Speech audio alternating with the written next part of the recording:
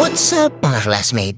Another day, another life, another ride. Ngayong araw nga ay kinakonduct ang first joyride onboarding activation ng ating mga motor riders dito sa lungsod ng Puerto Princesa, Palawan. Starting today, February 4, 2026 until Friday, February 6, 2026, 8 a.m. until 4 p.m.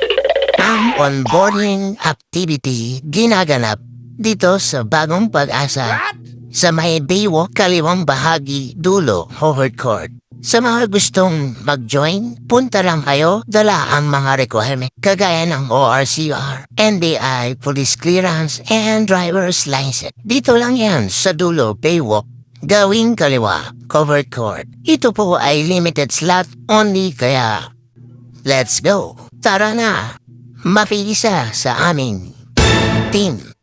At sa mga passenger, pwede na po kayo mag-download sa App Store, Play Store ng Joyride Super App.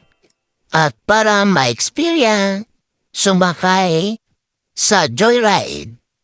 Maraming salamat, enjoy, keep safe, and God bless.